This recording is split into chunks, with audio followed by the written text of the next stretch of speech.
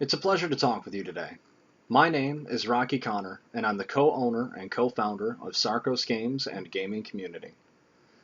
I'd like to discuss an alarming trend I've noticed in the world of gaming, and talk to you about how we at SGC intend to break away from that trend and move in the direction of the future of the interactive entertainment industry. Just last year, we saw another installation of the Call of Duty, Elder Scrolls, Fallout, and Final Fantasy series. This isn't including Bethesda's attempts at bringing its RPG platforms online for a massively multiplayer environment. And while all these are good titles, I think I'm speaking honestly when I say that it's simply too repetitive. Too many companies are making their bucks off less content than you'd find in a World of Warcraft expansion pack, and reselling the product after slapping a new number behind the title. I think it's about time that you give up hope that the next Grand Theft Auto title offers you that new experience that deep down you're craving. What we need is something new, something that will last, and something that doesn't feel like every other game on the market today. Let me tell you about who we are and why breaking the mold isn't enough for us. We want a brand new mold altogether. Sarcos Gaming started off as just a collection of guys and girls from the interstellar marketing game EVE Online. From there, we moved to websites and TeamSpeak servers and founded a gaming community where we expanded to several other games. We were so serious about it, many of us decided then and there to go to school in the gaming field. Being the last of us to do so, I ended up solely in charge of the whole gig, and it was only then that I realized that being involved on so many levels with the games that we played offered me a unique insight as to why games of the day were failing. And thanks to my schooling with Full Sail, I now have the vision to correct these issues.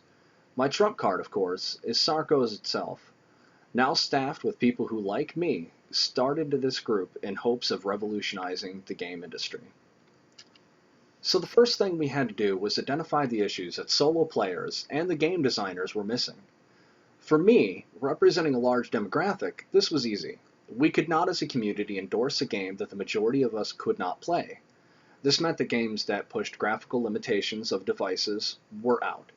It also meant that games that we had to pay to play, either monthly or with a title purchase, were gone. We did play games with a microtransaction feature, but this wasn't always a good thing. The guy with the most money always being the winner is a very unattractive quality for a community of varied financial backgrounds. Finally, consoles were an issue for us. We didn't all own every console, and even if a title was shared across consoles, you typically couldn't play with other people on a different device. As a platform, we stuck to computers because it was easier to get more of us involved. But I digress. I promised you that we would talk about tomorrow. We need to put all that crap behind us and forget about it because these concepts are obsolete. Let's go ahead and talk about the future. What we've done here at Sarcos Gaming is created a game in a new way. It's free to play, free to download to nearly any device, including many consoles, and I'm willing to bet even the phone you have in your pocket right now. It does use a microtransaction formula. However, we've stayed away from it and are committed to avoiding letting players pay for things that give them a competitive edge. Furthermore, we're scaling our graphics roughly 5 years back in graphics development terms in order to ensure the mass majority of people's technology will be able to utilize their software and run it smoothly. The final difference was handled in the beta testing phase. Being a gamer myself, involved with many online multiplayer games, there's nothing that turned me and my fellow Sarcos gamers away quicker than an unresponsive, or sometimes even hostile dev team. It was insulting that we had to spend the time to identify an issue, only to be ignored by the people with the power to fix it. To avoid this, we keep an open TeamSpeak server with free access to our unpaid and potentially patient beta testers, so they can communicate and discuss bugs and issues directly with our developers on recorded channels.